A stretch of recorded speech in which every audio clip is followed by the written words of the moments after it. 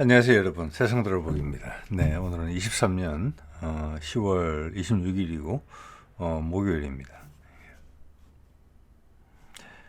자, 오늘은 이제 가자 전쟁이 과연 확전이 될 것이냐, 미국의 태도가 상당히 이상하다. 네.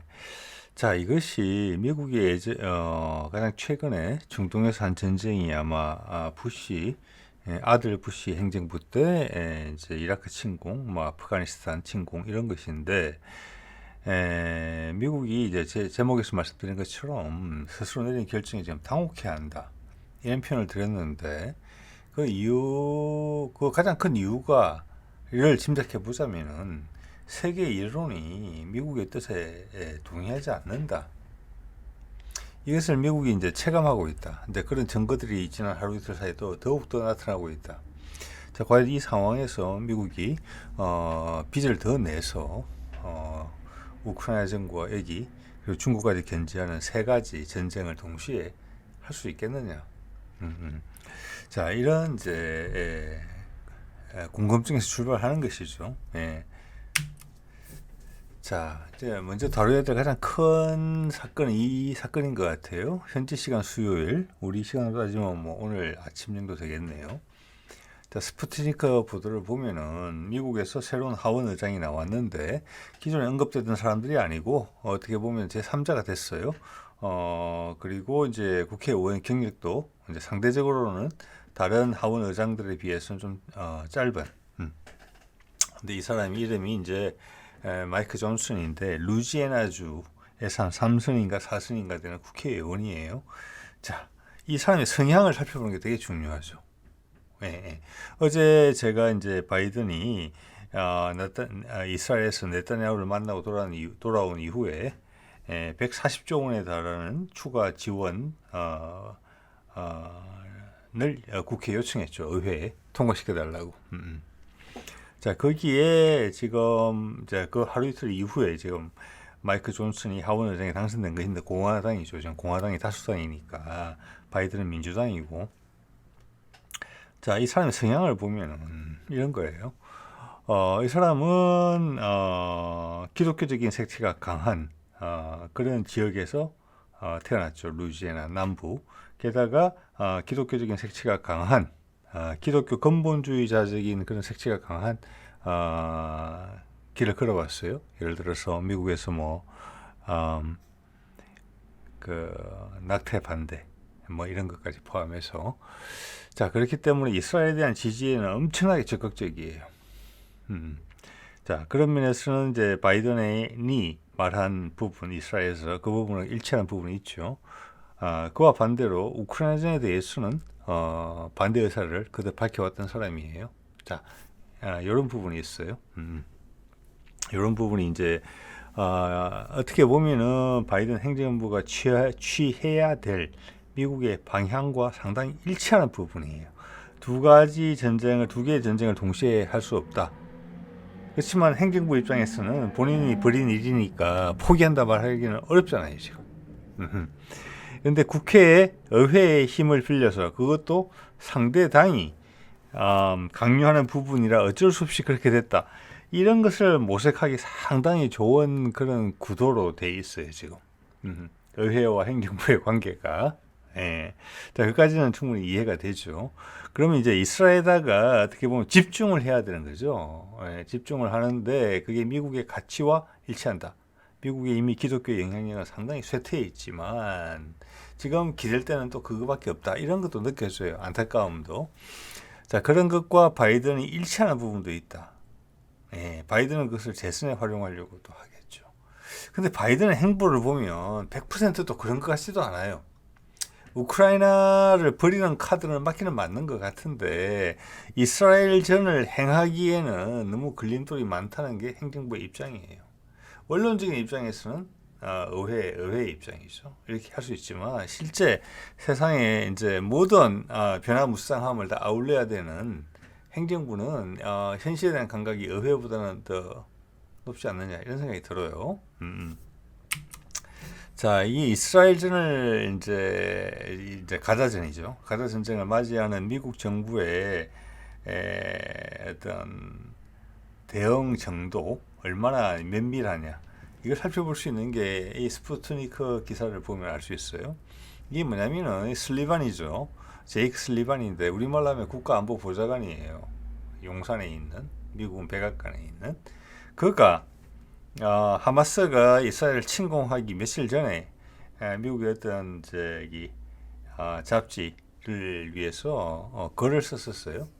그 내용이 뭐냐면은 그렇게 티가 안 나는 것 같지만 바이든 행정부가 중동의 안정을 위해서 많은 역할을 해왔다. 그래서 지난 10여 년간 아무 문제가 없었다. 이런 글을 올렸대요. 근데 하마스 침공이 발생한 거죠. 그래서 그 글을 고쳤다는 내용이에요. 즉 이거는 국가안보보좌관조차도 이스라엘과 하마스 간의 관계, 이집트 정보부는 다 알아서 이스라엘에게 다 정보까지 제공했던 거기에 대해서 전혀 모르고 있었다는 이야기예요. 그걸 반증해 주는 거거든요. 자, 그리고 그 이후에 짧은 기간, 일주일, 2주일간에 내려진 바이든의 판단은 하루하루가 달랐다. 어쨌거나 되게 급하게 내려진 판단이고 그 판단의 근거는 내가 내년에 대선에 이기는데 재선 되는데 도움이 되겠느냐 안 되느냐 이 기준으로 의해서 결정됐다. 그렇지만 이게 깊이 있는 전략이 아니다. 하루하루가 다르는 전술이다. 그런 말씀을 이제 드린 바가 있고 이 기사를 통해서 한 번 더 확인이 돼요. 그런데 이제 공화당이 하원 의장을 뽑았는데 이스라엘 지지를 말뚝을 딱 박은 셈이 됐단 말이에요. 그래서 이게 바이든과 결이 같다라고 말하기에 좀 어려운 부분이 있다는 거예요. 그는 이제 바로 하원 의장이 됐기 때문에 그를 관철시킬 힘이 있는 것이죠, 현재는. 근데 바이든은 지금 사실은 유연성이 필요한 입장이에요. 근데 미국 내부에서 그 의회가 그걸 수용해 줄 수 있는 여건이 안 된다. 꼬일 수 있다. 꼬일 수 있는 여지가 있다. 이렇게 말씀드릴 수 있는 부분이라고 봅니다. 예. 자, 게다가 바이든이 이제 이런 급한 결정을 하면서 어쩔 수 없이 지금 초래한 부분이 있어요. 이게 뭐냐? 이 기사가 지금 사우스 차이나 모닝 포스트에 나온 기사인데 중국 해군이 일주일 전부터 중동 호르무즈 해역 근처겠죠. 거기에 6척 정도의 군함을 보냈다는 이야기예요. 그 중에는 최신형에 속하는 052D급 구축함 2척도 포함되어 있다. 자, 052D급은 우리말로 하자면 지금 이제 우리의 해군의 함정의 서열로 보자면 약간 뭐 이순신급 구축함 이 정도 되는 겁니다. 예. 아덴만 여명에 참여했던 그런 그 급이죠. 자, 이렇게 되면 결과적으로 뭐냐? 지중해 쪽에는 미국에 지금 항모 전단 2개가 와 있죠. 항공모함이 2척이 왔으니까 그 전단이 2개 왔다는 게 맞아요. 그 호르무즈 해협 동방 쪽에는 중국 해군이 와 있는 거예요. 이 구도가 애매한 거예요. 미국이 이걸 과연 압도할 수 있느냐? 예. 이 가자 전쟁이 확전될 것 같으니까 그리고 지금 미국의 강경파들이 우리를 지금 그 헤즈볼라하고 이라크 이런 데서 지금 미군 기지를 공격한다는 내용들이 나오잖아요. 그래서 미국에서의 강경파들의 의견은 이란을 공격해야 된다는 거죠. 그리고 이란의 목을 죄기 위해서는 이란의 공격의 첫 번째 목표가 이란의 원유 생산 시설이에요. 유정을 공격하겠다는 거예요. 그래서 목줄을 끊어놓겠다는 거죠. 돈줄을 막겠다는 거죠. 그런 주장들이 나오니까 중국이 자기의 원유 수송로를 지키기 위해서 보낸 겁니다. 예. 그래서 지금 국제적으로 첫 데뷔를 한 거예요. 중국 해군이. 그거는 전력 향상만을 위해서 노력했는데 남중국해, 대만 해협 이 정도 이슈에 묶여 있었는데 미국이 벌이는 일, 하마스가 벌이는 일, 또 이스라엘이 대응한 그 맥락에서 중국 해군이 첫 국제적으로 데뷔를 하게 된 거예요. 자기 이해관계 때문에. 이런 게 세상의 흐름이라고 볼 수 있어요. 억지로 하는 게 아니거든요. 되게 자연스럽거든요. 얘가 이렇게 했으니까 내가 이렇게 했고, 그러니까 그가 이렇게 하더라. 그럼 다시 내가 이렇게밖에 할 수 없지. 이런 게 흐름이라고 봅니다. 저는. 중국 해군이 데뷔를 하게 됐어요. 예. 그 전혀 예상과 다르게 남중국해도 아니고 대만 해협도 아닌 중동을 사이에 두고 지중해는 미국 해군, 호르무즈 해협에는 중국 해군, 이런 구도가 설정이 됐어요. 이거는 미국의 전 실기라고 봅니다. 실기. 중국한테 이런 기회를 주면 안 되는 거죠. 네. 그리고 이 중국 해군이 거쳐온 걸 보면은 오만을 거쳐서 왔어요. 그 다음 쿠웨이트에 도착을 했어요. 저기 이거는 오만이나 쿠웨이트가 중국 해군의 입항을 허가했다는 거예요. 환영하면서. 이렇기 때문에 이번 전쟁에서 이란을 공격하고 지상군을 투입하기가 미국이 쉽지 않다는 거예요. 엄청나게 현실적으로 어렵다는 거예요. 이미 불은 댕겼지만. 왜? 이라크전 생각해 보십시오. 그때는 이들 나라들이 오만, 쿠웨이트, 사우디 이들 나라들이 물론 이란은 아닙니다만은 모두가 미국에 전적으로 지원을 했어요. 기지 다 제공했죠. 뭐 해상이든 육상이든 기지, 공항이든 그리고 하물며 우리나라 같은 나라까지 거기다가 발을 담궜잖아요. 전 세계에서 출염을 했어요. 예. 그래서 부시가 이야기한 대로 악의 축, 서기 싫은 나라들은 미국의 행동에 전부 다 십시일반 자금을 다 지원을 했어요. 근데 지금은 중동에서조차 그게 안 된다는 겁니다. 지금 이게 이 상황에서 그리고 미국의 국력은 약해지고 있어요. 그 상황에서 여기서 승진을 담보할 수 있겠느냐? 그 저쪽에서 러시아는 이미 시리아의 존재감이 있죠. 해군 기지 조차해서 이게 중국까지 들어온 거 아니에요? 이건 다 미국이 초래한 일이에요. 터키까지 날고 뛰잖아요. 지금 위에서.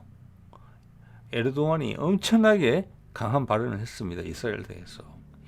뭐라고 했느냐. 하마스를 이스라엘과 서방에서는 테러리스트로 규정하는데 그거는 그들 나라들의 규정이다. 우리 터키 입장에서 보건대 하마스는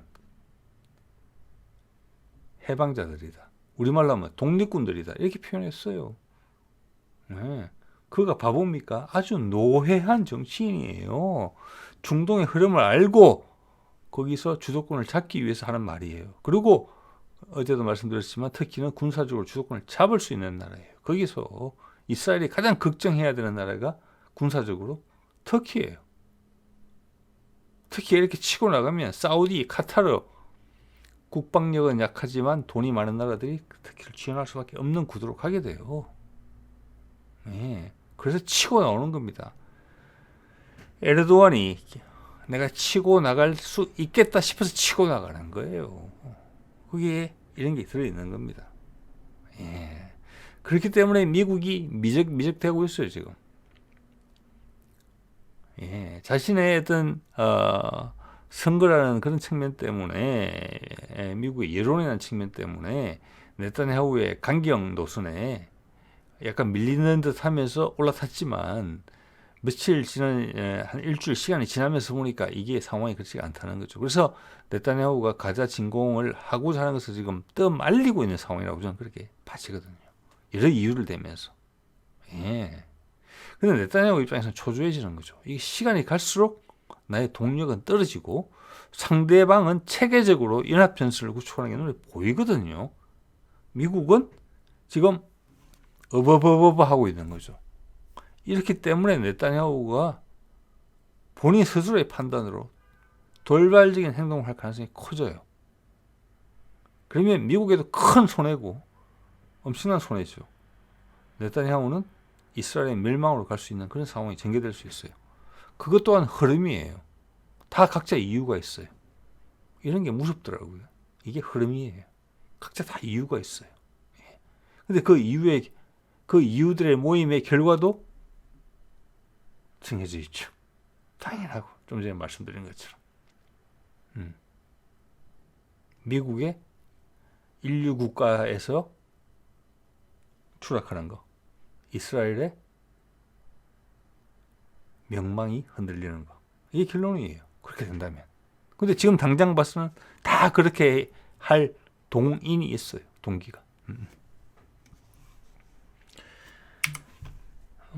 이게 우리말로 하자면 44 뭐라고 해야 될까? 기동전단 도착했다. 쿠웨이트에 도착하는 사진을 보여줬어요. 이게 이미 미국이 이 자리에 있었어야 되는 거예요. 자, 이 호르무즈 해협인데 여기가 왜 중국한테 중요하냐? 엄청나게 중요하죠. 지금 지금 아시다시피 중국은 14억의 인구를 가지고 있고 전 세계 공장입니다. 예.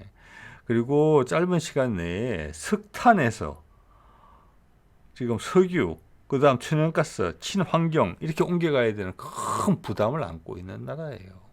그리고 그들의 연료에 많은 부분을 해외에 기대고 있어요. 그들 석유에 뭐 본인들도 많이 생산하지만 절대 부족하죠. 14억 인구를 위해서는 60% 정도를 수입하는데 그 대부분이 이 호르무즈 해협을 통해서 와요. 사우디하고 이란이에요. 자, 이란이 미국의 공격을 받는다? 그게 미국 강경파 이야기잖아요. 네. 그리고 호르무즈 해협을 막는다. 그러면 그 정도 상황까지 가면 2판 4판이라는 거예요. 미국도 석유값이 뭐 앙등을 하겠죠. 이 어려운 글로벌 경제 위기 상황에서. 지금 미국이 바이든 선택한 것은 그 선택을 한 거예요. 그리고 미국의 강경파들은 군산 복합체는 그리 가자는 거예요. 우리 이길 수 있다고. 잠시 어렵겠지만 우리가 승기를 획득하면 다시 옛날의 영광으로 돌아갈 수 있다는 거예요. 무모하죠. 자, 그러니까 중국은 자신의 영향력을 자신의 그 생명선을 보호하기 위해서 이게 군함을 보낸 거예요. 즉 여기를 틀어 막으려면 중국 해군을 공격해야 된다. 이거예요. 중국 해군의 글로벌 대비예요, 지금. 예. 자, 이 지역은 이게 이제 지금도 그런지 모르겠지만 미 해군 함대 7함대까지 있죠. 함대의 관할 구역을 다루는 내용인데 이 5함대 구역이에요. 5함대가 담당하는 구역인데 안 보이는 수많은 요 사이의 섬들 주요 핵심 지역에 미군 기지가 있어요. 그래서 이것은 전적으로 어떻게 보면은 중국 해군한테는 불리한 거예요. 중국 해군들한테는 거점이었거든요, 중간에. 예. 자, 그래서 이게 중국 해군 입장에서는 제가 보기에는 상당히 도발적인 행동이다. 어떻게 보면 미국 중동에 보낸 6척의 군함이 미국 세력에 의해서 포위되어 있는 상황이에요, 지금 이게. 궁극적으로. 그만큼 이게 중요하다는 거예요. 즉, 이 말은 거꾸로 말하면 뭐냐. 호르무즈 해협에 조금이라도 문제가 생긴다. 중국은 신경이 엄청나게 예민해져 있기 때문에 더 큰 전쟁으로 화할 수 있다. 이런 것을 의미하는 것이기도 해요. 이건 뭐 전 세계 해역을 미국 해군이 찾고 있잖아요. 근데 용감하게 내 배 6척을 보낸 거예요, 거기에. 자, 왜 이 중국이 그런 이제 큰 베팅을 하느냐, 이거 보면 알 수 있습니다. 이게 2023년 8월 기준으로 보면은 이란에서 수입하는 원유가 하루에 150만 배럴이에요. 그러면서 동시에 사우디에서 지금 수입하는 원유가 중국이 일당 200만 배럴이에요. 350만 배럴이 이 두 나라에서 옵니다. 그것도 가격도 저렴하게 할인 혜택을 받으면서 와요. 국제 가격보다 싸게. 사우디는 지금 뭐 몇 가지 자료를 보니까 전 세계 가격보다 배럴당 5달러 싸게 중국에 주고 있고, 이란 같은 경우는 10달러 싸게 주고 있어요. 이게 미국 입장에서 보면 미치고 환장할 노릇이죠. 국제 유가가 올라가면서 생산은 미국에서 하지만 그 국제 유가의 영향을 받는 거잖아요. 기름값이 오르잖아요. 근데 중국한테는 이런 혜택을 주고 있는 거예요. 네. 자, 이것은 또 이란의 미국도 이해하고 있는 것처럼 이란의 경제의 핵심인 부분이죠. 네. 근데 이것은 이미 미국의 영향력 바깥이에요, 이미. 여기가 틀어막는다 그래도 물론 혼란이 있겠죠, 큰 혼란이. 근데 러시아가 또 지원해 줄 수도 있어요. 심한 그까지 가고 싶지 않다는 거예요, 중국은. 왜? 중국도 자존심이 있죠. 러시아와의 중국 관계는 그런 것입니다. 많이 기대면 안 돼요, 서로 간에. 절충이죠, 항상. 이건 내 힘으로 해야 되는 부분이 있는 거예요. 자, 그래서 뭐 다른 한편 해석을 해보자면은 중국이 최신 구축함 2척을 포함한 6척을 보냈다는 것은 그 얼마나 많은 고민이 있었겠습니까? 어떤 전단도 아니고 미국처럼 뭐 항공모함 전단, 그러면 항공모함 뭐 한 척에 뭐 구축함 몇 척, 수송함 몇 척, 뭐 항공 잠수함 몇 척 이렇지만 중국 6척을 골랐는데 그 이유가 뭘까? 만에 하나 촉발이 돼서 미국 해군과 전투가 벌어진다면 현재 지역적인 상황으로 봐서 전력은 미국 해군을 이길 수 있는 상황이 아니다. 그렇다고 처음부터 미국 해군을 압도할 수 있는 세력을 보낼 수 있는 것은 보낼 수도 없다. 예, 그럴 수는 없잖아요 지금. 그러면 만에 하나 불똥이 튄다면은 그렇다고 무력하게 무너지는 그런 해군도 돼서는 안 되는 것이죠. 그래서 멋진 파이트를 하면서 끝까지 저항하면서 질 수 있는 이런 해군의 규모를 보내지 않았느냐 이렇게 생각해 볼 수 있어요. 예. 자, 그리고 지금 이제 어제 뭐 동안 벌어진 가장 큰 일 중에 하나가 이겁니다. 지금 유엔 사무총장이죠. 유엔 사무총장이 여러 나라들의 촉구에도 불구하고 미국이 뭐 휴전안 거부하고 그랬는데 유엔 측에서 가자 휴전을 촉구하는 그게 뭐 어떤 형식인지는 모르겠습니다만은 그런 내용을 결정을 했죠. 그래서 뭐 지금 이스라엘이 펄쩍펄쩍 뛰죠. 그러면서 이제 유엔 사무총장이 한 6분짜리 연설을 해요. 그 연설의 내용이 지금 상당히 이스라엘 자극적이에요. 자, 당연히 하마스의 민간인에 대한 어떤 공격은 당연히 비난을 하죠. 하지만 그 피해자보다 지금 훨씬 많은 피해자가 팔레스타인에서 발생하고 있거든요. 그러니까 뭐 누가 보더라도 균형추는 그쪽으로 옮겨가게 돼 있어요. 사람 목숨이 똑같다는 전제를 한다면. 자, 그러면서 어떤 언급을 하느냐면 제가 일부 여기에 이제 가져왔는데 지금 팔레스타인 사람들은 56년 동안 지배를 받아왔다. 예. 여기서 이스라엘인들의 어떤 정착지, 개척지들이 늘어나면서 그 과정에서 폭력이 또 행사되면서 팔레스타인 국가들은 suffocating이라는 단어를 썼어요. suffocate이 뭡니까 영어로? 사실 목이 졸린다는 거예요. 즉 이스라엘의 팔레스타인에 엄청나게 동조하는 그런 말을 했어요. 그리고 이게 제가 다 전달드리지는 못합니다만은 유엔이 그 인도주의적인 방침을 지키기 위해서 활동하는 유엔 직원들이 있는데 이미 30명 이상이 잠깐만요. 35명이 사망을 했다고 해요. 그리고 100만 명의 사람을 가자지구 북부에서 남쪽으로 옮겨라. 그래 놓고 여기 뭐 그런 게 다 포함되는 겁니다. 학교 폭격하고 뭐 병원 폭격하고 남쪽으로 다 내려가라 그래 놓고 그 남쪽에는 수도도 끊고 식량도 끊고 연료도 끊어 놓고 게다가 남쪽으로 가라 그래 놓고 남쪽까지 폭격을 한다. 이런 이야기를 다 했어요. 그러니까 하마스도 비난을 했지만 지금 이제 유엔 사무총장은 사람의 목숨이 희생된 그 비중에 따라서 비난의 강도를 조정했어요. 결과적으로는 이스라엘 더 많이 비난하는 거죠. 이스라엘이 노발대발을 했죠. 그래서 유엔 소속 사람들이 이스라엘 들어온 비자 발급을 중단을 했고 또 유엔 사무총장 사퇴를 강조했어요. 그러니까 사퇴를 요구했어요. 이거 어떻게 보면은 이스라엘이 좀 과하다 이런 생각이 들죠. 그리고 지금 영국 같은 경우도 미국의 말을 가장 충실히 따르는 영국 같은 경우도 내부에 지금 지명도 높은 언론, 정치인 엄청나게 많은 반발이 있어요. 영국의 행태에 대해서. 이스라엘을 무차별적으로 지원하는 데 있어가지고 무조건적으로 지원하는 데 있어서 다른 나라는 말할 것도 없겠죠. 이런 면에서 우리나라 이론조사 한번 해보면 참 재밌을 것 같아요. 조회수 많이 나올 텐데 그 이론조사 기관들이 한번 해봤으면 좋겠습니다. 그런데 제가 여기서 정말 궁금한 것은 두 가지 측면이에요. 하나는 보통 유엔 사무총장, 유엔은 사실은 미국의 영향을 엄청나게 많이 받는 조직이잖아요.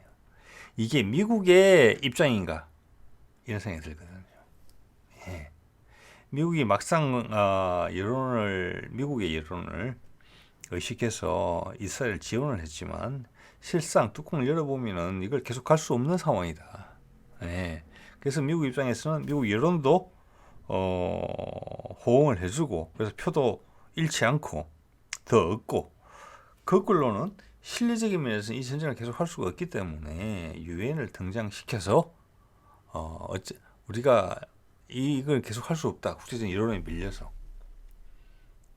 그러면서 동시에 우크라이나전을 빠져나오는 이런 선택을 했다고 볼 수 있어요. 즉 유엔 사무총장이 이런 발언을 한 것은 미국의 영향을 받은 것이다. 이렇게 추측할 수 있는 게 첫 번째예요. 그러면 아까 말씀드린 것처럼 미국 하원 의장의 입장과는 또 꼬이는 거예요. 자, 두 번째는 뭐냐? 미국의 의견과 무관하게 유엔 사무총장의 독자적인 판단이다. 이럴 가능성도 있어요. 지금 세상의 흐름을 봤을 때. 근데 저는 굳이 저보고 선택을 하라면은 제가 말씀드린 미국의 영향이다. 이게 55%. 왜냐?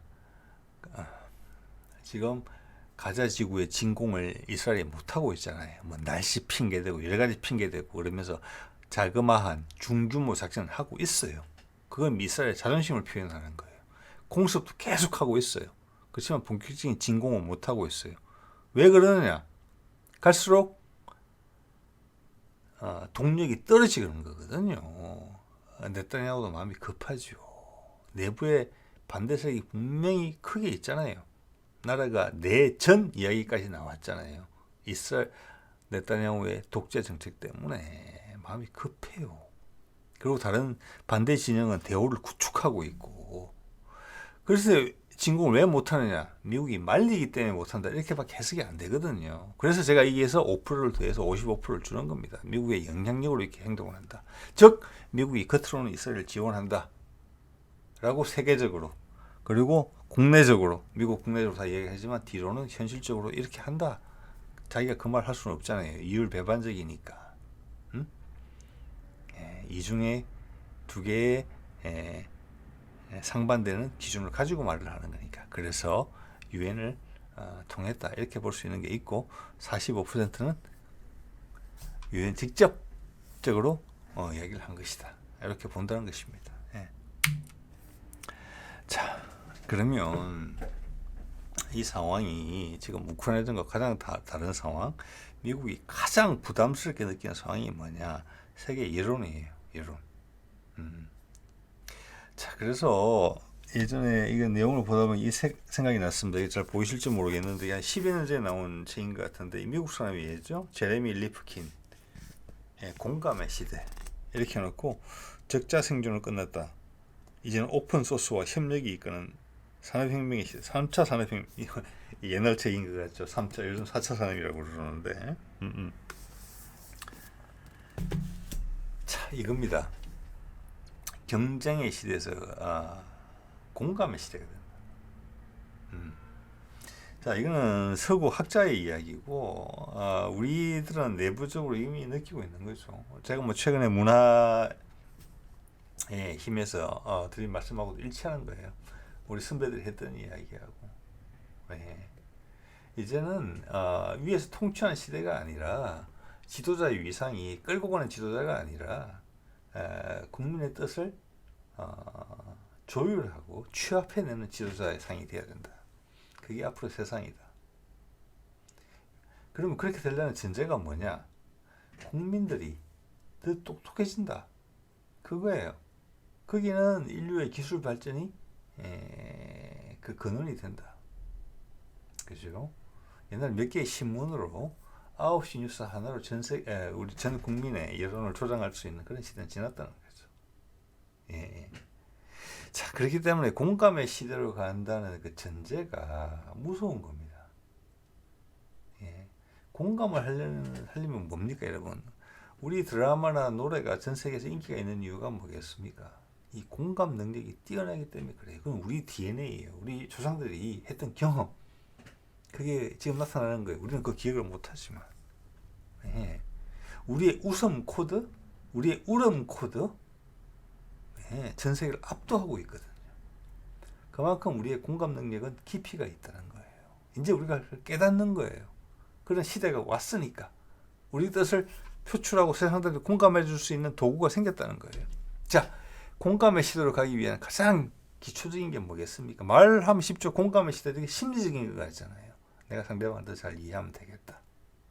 그렇지 않습니다. 공감의 전제가 뭐겠습니까? 우리 선배들의 말이 다시 생각이 납니다. 동체서용이라고 그랬어요. 서양의 것을 도구로 삼되 그 본질은 동양의 것이다. 이게 말이 뭡니까?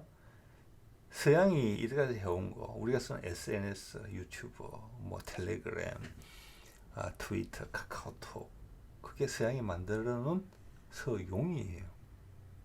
그걸 통해서 객관적인 사실이 공감이 되는 거예요.